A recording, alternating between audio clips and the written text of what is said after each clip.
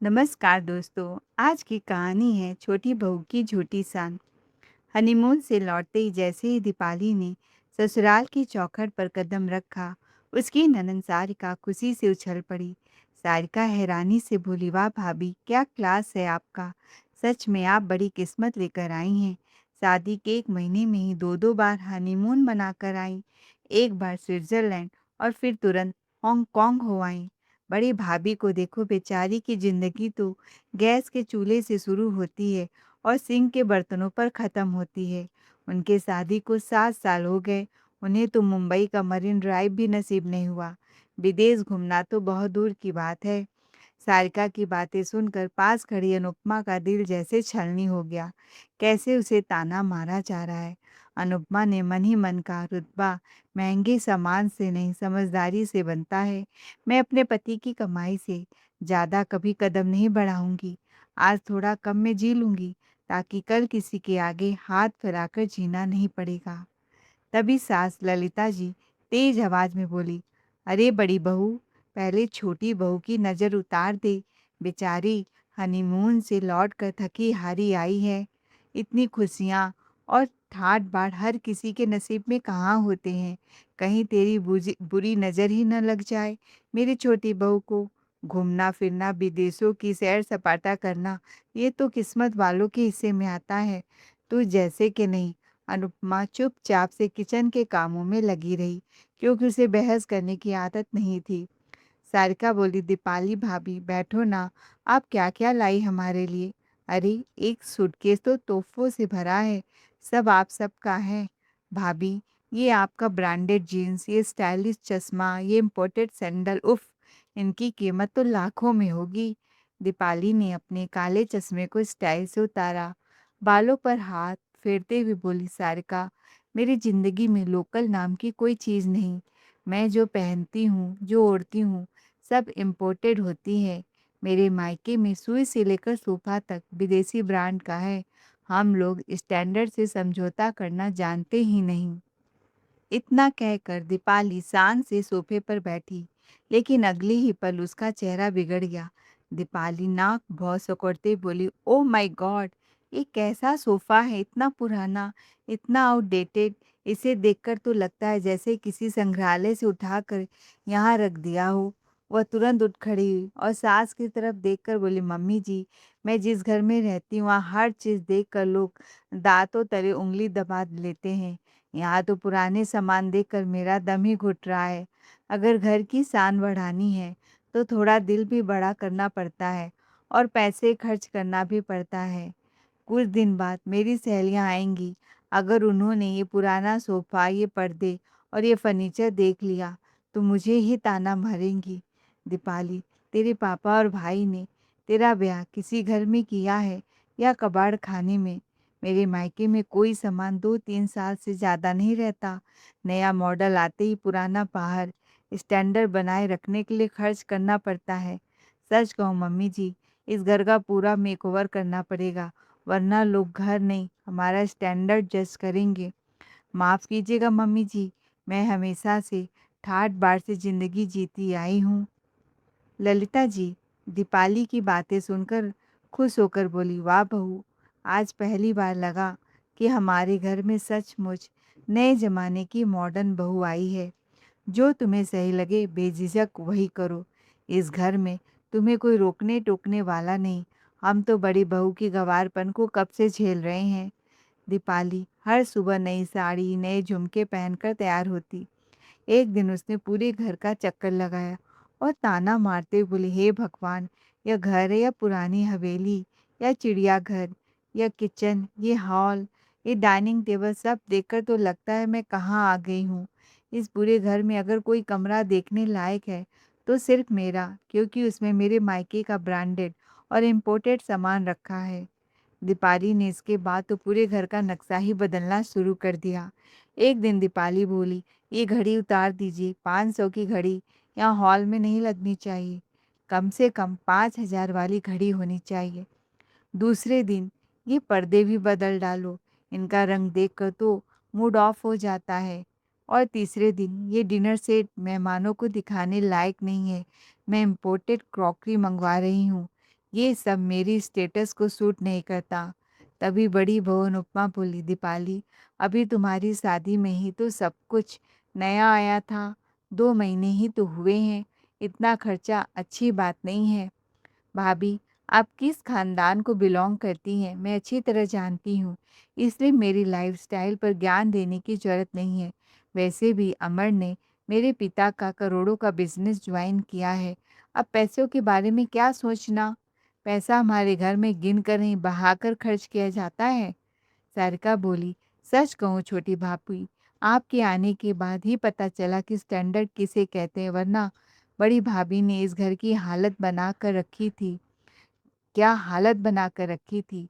मेहमान और पड़ोसी भी तारीफ करते थकते नहीं हैं अब। दीपाली ने घमंड से गर्दन ऊंची करते हुए कहा, स्टैंडर्ड पैसों से नहीं आता, स्टैंडर्ड सोच से आता है, और मेरी सोच हमेशा सबसे अलग होती है। अब तो हर दूसरे दिन ऑनलाइन पार्सल आने लगे।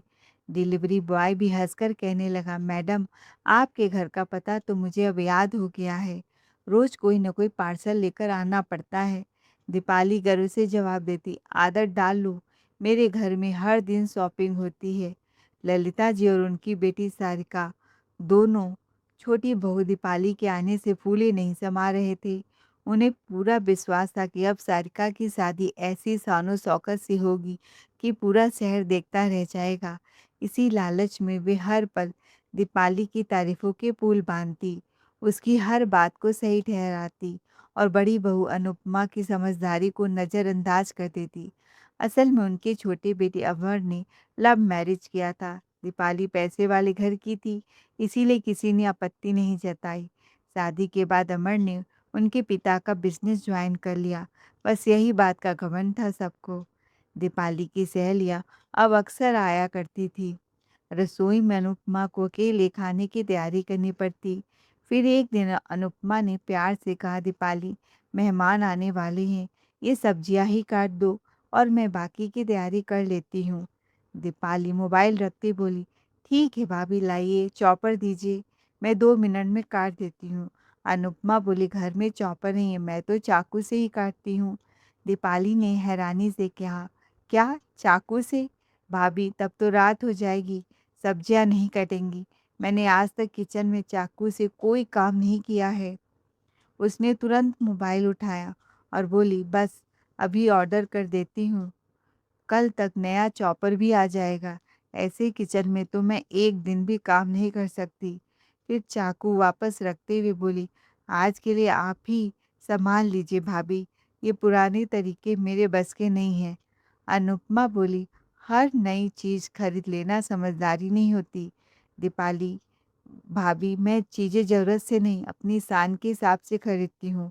स्टैंडर्ड बनाए रखने के लिए खर्च करना पड़ता है, समझौता नहीं। खैर, धीरे धीरे समय बीतता गया। शादी के 6 महीने बाद करवा चौथ पड़ा। दीपाली ने अपनी अलमारी खोली और बोली, उफ, ये साड़ियाँ एक बार पहन चुकी हूँ, अब तो बहुत पुरानी हो गई, इन्हें किसी काम वाली को दे देती हूँ और मैं नई खरीद लूँगी। तो अनुपमा ने समझाया, दीपाली, कपड़े एक बार पहनने से पुराने नहीं हो जाते। दीपाली हंसते हुए बोली, भाभी, यही तो फ़र्क है आप में और मुझ में। आप बचत में खुशी ढूंढती हैं और मैं रॉयल लाइफ जीने में। गरीबों वाली सोच छोड़िए, तभी लोग आपको नोटिस करेंगे। ठीक है, अगर काम वाली को नहीं देना है तो मत दीजिए, आप ले लीजिए, चाहे काम वाली पहने या आप, बात तो एक ही है, मुझे कोई फ़र्क नहीं पड़ता। यह सुनकर अनुपमा के दिल को बहुत बुरा लगा। जहाँ दीपाली ने करवा चौथ के लिए नया लहंगा चोली खरीदा, पार्लर से मेकअप करवाया, मेहंदी लगवाया, पैसे पानी की तरह बहाया, वहीं अनुपमा ने अपना वही पुराना शादी का लहंगा पहनकर त्यौहार मनाया। अब तो हद हो गई थी। इतना ही नहीं, वह घर आने वाले हर मेहमान के सामने अपनी अमीरी का ढिंढोरा पीटती। ये झुमके 10,000 के हैं, ये बैग विदेश से आया है, ये सैंडल लैमिनेटेड एडिशन है। सास और ननंद उसकी हर बात पर ताली बजाती। दीपाली का घमंड अब 7वें आसमान पर था। वह अक्सर अनुपमा की ओर देखकर ताना मारती, कुछ लोग पूरी ज़िंदगी पैसे जोड़ते रह जाते हैं और ज़िंदगी जी नहीं पाते। मैं पैसे कमाने के लिए नहीं, शान से खर्च करने के लिए पैदा हुई हूँ। अनुपमा बोली, दिखावे से ज़िंदगी नहीं चलती दीपाली, मुश्किल वक़्त में परिवार का साथ देने से बनती है। दीपाली ठहाका लगाकर बोली, मुश्किल वक़्त? मेरी ज़िंदगी में कभी मुश्किल वक़्त आएगा ही नहीं। पैसा मेरे पीछे भागता है, मुझे पैसों के पीछे भागने की ज़रूरत नहीं पड़ती। दीपाली की संगत में रहकर सारिका भी बड़ी भाभी अनुपमा को हर बात पर नीचा दिखाने लगी थी। अब उसे अनुपमा की सादगी नहीं बल्कि आउटडेटेड होना नज़र आता था। एक दिन दीपाली के मायके में उसके भतीजे का जन्मदिन था। पूरा परिवार तैयार हो रहा था। तभी अनुपमा गाउन पहनकर आई। उसे देखते ही दीपाली ने माथे पर हाथ रख लिया और व्यंग से हंसते हुए बोली, हे भगवान! भाभी, ये क्या पहन लिया आपने? ये कैसा गाउन है? इसे देखकर तो लग रहा है जैसे अलमारी नहीं, पुराना संदूक खोलकर पहन लिया हो। सारिका भी ठहाका मारकर हंसी। सच में भाभी, ये ड्रेस देखकर तो ऐसा लग रहा है जैसे पुरानी साड़ी काट कर गाउन सिलवा लिया हो। दीपाली ने अनुपमा के चारों तरफ घूमते हुए कहा, भाभी, आज मेरे मायके में शहर के बड़े बड़े बिजनेसमैन और अफसर आने वाले हैं। अगर आप ऐसे कपड़ों में वहाँ पहुँची तो लोग मुझे देखकर नहीं, आपको देखकर हंसेंगे। सच बताऊं, मेरे घर के गार्ड, ड्राइवर और नौकर चाकर भी आपसे ज़्यादा स्मार्ट और ब्रांडेड कपड़े पहनते हैं। आप मेरी जेठानी कम। अब आगे आप ही समझ लीजिए मैं क्या कहना चाहती हूँ। सारिका ने आग में घी डालते हुए कहा, भाभी, आपको देखकर तो लोग यही कहेंगे, ऊंची दुकान, फीका पकवान। छोटी बहू फिल्मी हीरोइन और बड़ी बहू गांव की देहातन। कहते हुए दोनों जोर जोर से हंसने लगी। अनुपमा ने अपनी आंखों में आए आंसू रोकते हुए धीमे स्वर में कहा, जो लोग पहनावे से जल तौलते हैं वे अक्सर इंसानियत में कंगाल निकलते हैं। दीपाली ने ताली बजाकर कहा, वाह भाभी, भाषण देने में आपका कोई जवाब नहीं, लेकिन आज मेरे मायके में भाषण नहीं ब्रांड दिखेंगे। इसलिए प्लीज़, अगर स्टैंडर्ड स्टेटस मेंटेन नहीं कर सकती तो कम से कम हमारे साथ मत चलिए, मेरी नाक मत कटवाइए। यह सुनते ही अनुपमा का चेहरा उतर गया। उसकी आंखों से आंसू छलक पड़े। वह बिना कुछ कहे अपने कमरे की ओर चली गई। सारिका बोली, छोटी भाभी, सच कहूँ आपके आने के बाद इस घर में जान आ गई, वरना बड़ी भाभी के राज में तो घर नहीं, कोई आश्रम लगता था। हर चीज़ में बस बचत बचत। ऐसा लगता था जैसे घर की बहू नहीं, हिसाब किताब की मुनीम बैठी हो। दोनों खिलखिलाकर हंस पड़ी। सारिका फिर ताना मारते हुए बोली, बड़ी भाभी तो पैसे बचाने में ऐसे माहिर हैं कि नई साड़ी खरीदने के बजाय पुरानी साड़ी का ही सूट, गाउन और न जाने क्या क्या बनवा लेती हैं। लगता है दर्जी भी इन्हें देखकर सोचता होगा, मैडम कपड़ा बदलिए, डिजाइन नहीं। सच में इतनी भी क्या बचत कि लोग हंसने लगे। फिर गाड़ी में बैठकर दीपाली सब परिवार मायके चली गई। घर में रह गई अनुपमा अकेली, क्योंकि उसका पति शुभम हमेशा काम के सिलसिले में बाहर रहता था। सिर्फ शनिवार आता और रविवार रहकर फिर काम में वापस चला जाता था। अनुपमा अपने पति की परेशानी समझती थी, इसीलिए हमेशा बचत करती ताकि परिवार में कोई विपत्ति ना आए, और न ही घर परिवार की बातें बताकर अपने पति को कष्ट देती थी। कुछ दिन बाद ललिता जी फ़ोन रखते हुए बोली, अरे अमर बेटा, बड़ी खुशखबरी है। अभी अभी सारिका के होने वाले ससुर जी का फ़ोन आया था। उन्होंने कहा है कि शादी 1 डेढ़ महीने के अंदर ही करनी होगी, क्योंकि उनका बेटा विदेश से आ गया है। 1 महीने बाद वापस चला जाएगा। यह सुनकर सारिका शर्मा गई। अमर बोला, तो फिर मम्मी, आज से ही खरीदारी शुरू कर दीजिए। कहते हुए वो अपने काम पर चला गया। सारिका बोली, बड़ी भाभी की पसंद का एक भी सामान मत लीजिएगा मम्मी। उनकी पसंद में तो हर चीज़ ऐसी लगती जैसे सालों पुरानी अलमारी से निकाल कर रख दी हो। मेरी शादी में सिर्फ छोटी भाभी की पसंद चलेगी। आखिर उन्हें स्टैंडर्ड और क्लास की पहचान है।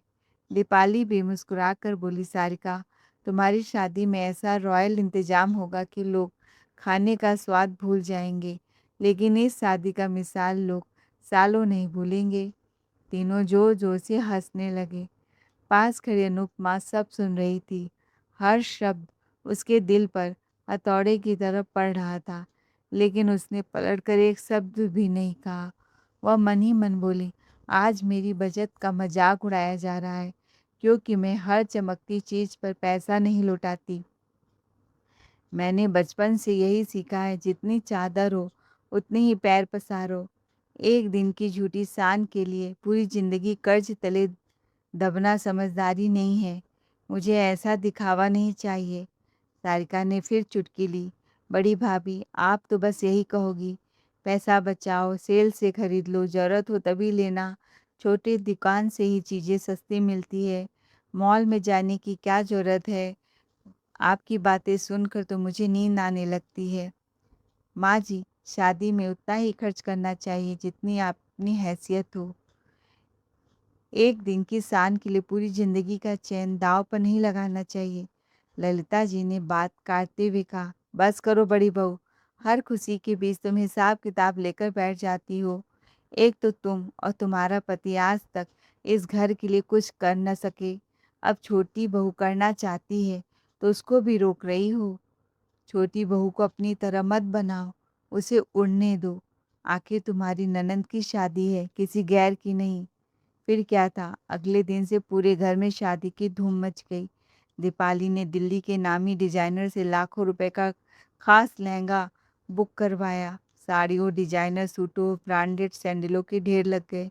सास ससुर के लिए महंगे तोहफे, बारातियों के लिए लग्जरी गिफ्ट हैम्पर, 5 सितारा कैटरिंग और फूलों की शानदार सजावट।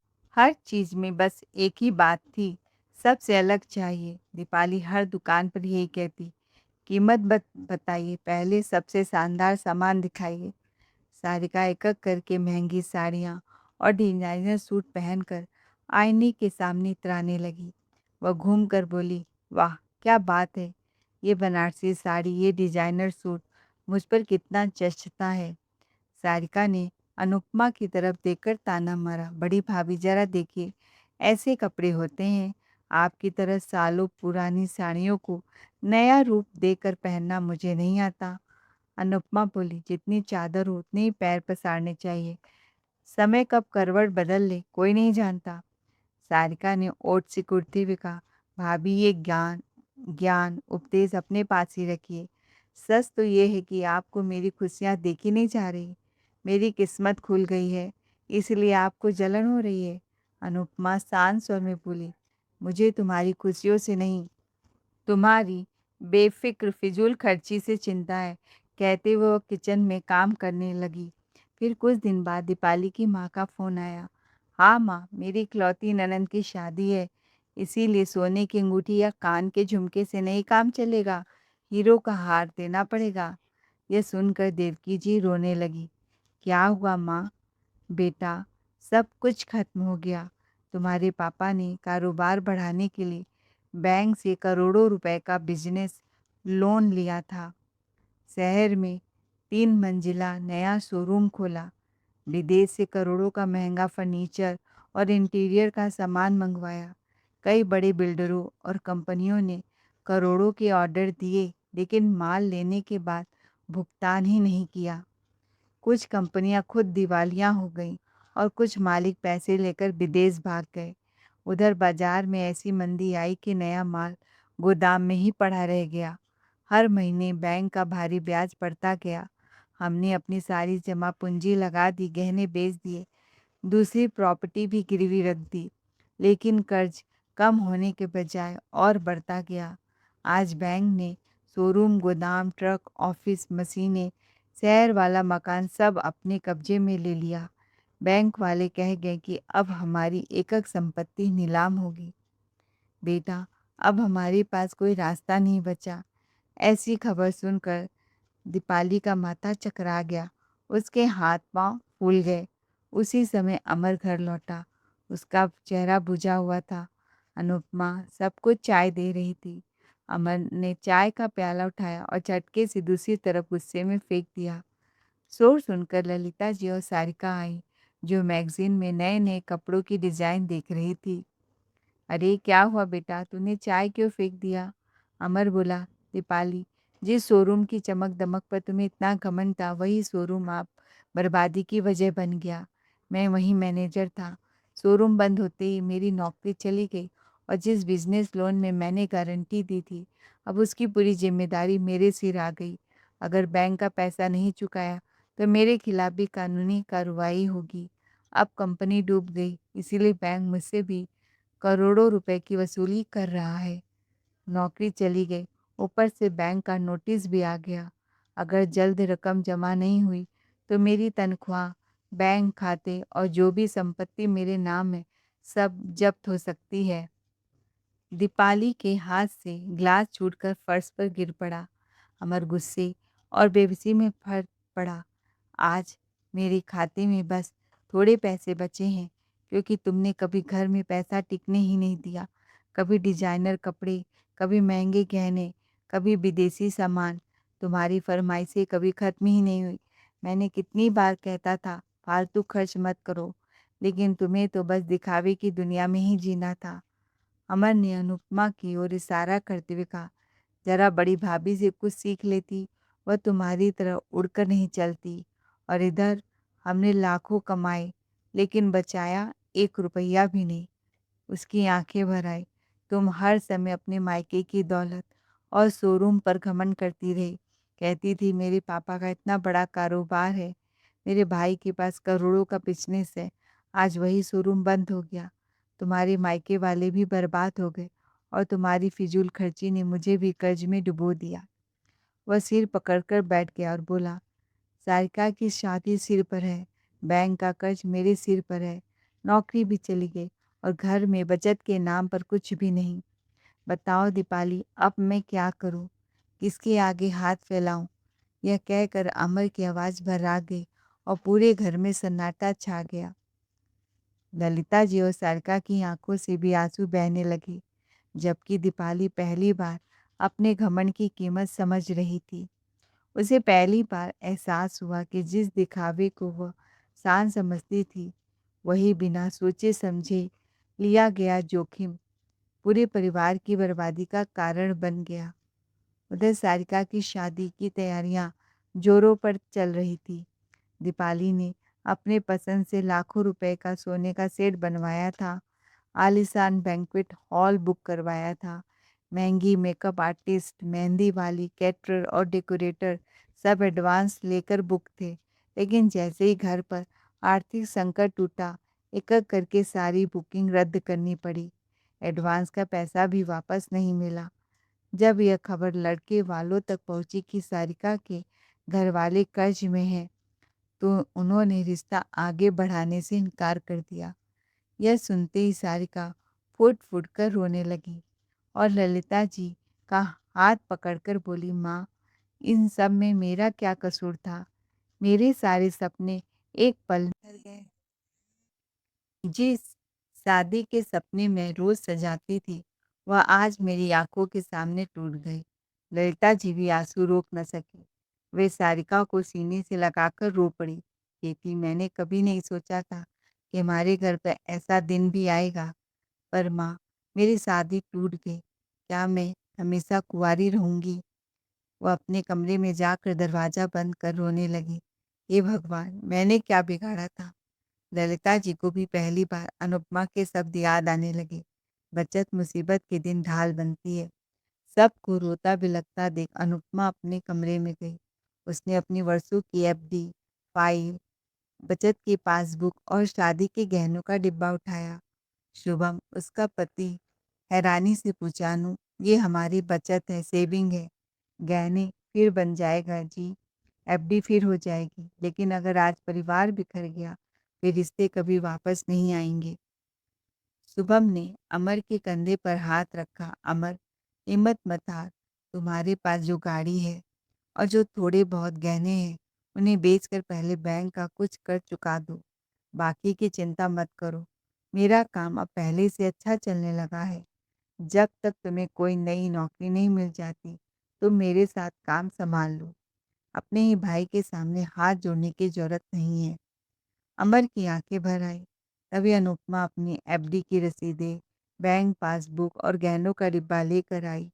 उसने सब ललिता जी के सामने रख दिया और बोली, मम्मी जी, ये मेरी 7 साल की जमा पूंजी है।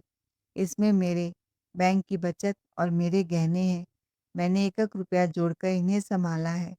आप बिना किसी झिझक के ये सब सारिका की शादी में लगा दीजिए। बेटी की डोली खुशी-खुशी उठनी चाहिए। मेरे गहने फिर कभी बन जाएँगे। हाँ, इन पैसों से शादी शाही ठाट-बाट में तो नहीं होगी, लेकिन इतना ज़रूर होगा कि बेटी की डोली इज़्ज़त और खुशियों के साथ विदा हो जाए। ललिता जी हैरान रह गई। बहू, जिस बचत का हम हमेशा मज़ाक उड़ाते रहे, आज वही हमारी इज़्ज़त बचाने के लिए सामने खड़ी है। सारिका रोते हुए अनुपमा के पैरों में गिर पड़ी। भाभी, मैंने आपको हमेशा कंजूस कहा, आपकी सादगी का मज़ाक उड़ाया। आज समझ आया कि असली अमीरी अलमारी में रखे महँगे कपड़ों से नहीं, मुश्किल वक़्त में अपनों के लिए दिल खोल देने से होती है। मुझे माफ़ कर दीजिए। शादी की तैयारियां फिर से शुरू हुई। शुभम खुद लड़के वालों से मिलने गया। उसने पूरी सच्चाई बताई और कहा, परिवार मुश्किल में, लेकिन उसके संस्कार आज भी अमीर हैं। लड़के वालों ने परिवार की ईमानदारी और अनुपमा के त्याग को देकर रिश्ता फिर से स्वीकार कर लिया। यह खबर सुनते ही ललिता जी भी आंसू पोंछते हुए बोली, बेटी, हम चमक दमक में इतने अंधे हो गए कि असली दौलत को पहचान ही नहीं पाए। घर की सबसे बड़ी लक्ष्मी तो तुम निकली। दीपाली भी फूट-फूट कर रो पड़ी। भाभी, मुझे माफ़ कर दीजिए। मैं महँगे कपड़े, ब्रांडेड सामान और दिखावे को ही अमीरी समझती रही। मैं हर पल आपका अपमान करती रही, आपको कंजूस और पुराने ख़्यालों वाली कहती रही। लेकिन आज समझ आया कि सबसे अमीर वह नहीं जिसके पास सबसे ज़्यादा पैसे हों, बल्कि वह है जो बुरे वक़्त में अपनों के काम आए। आज भैया की वजह से अमर ने फिर से काम शुरू कर दिया। खैर, सारिका की शादी धूमधाम से संपन्न हुई। दोस्तों, आपको हमारी आज की कहानी कैसी लगी? कमेंट करके ज़रूर बताएं। कहानी अच्छी लगी हो तो चैनल को लाइक, शेयर, सब्सक्राइब ज़रूर करें। Thanks for watching ARK Boys।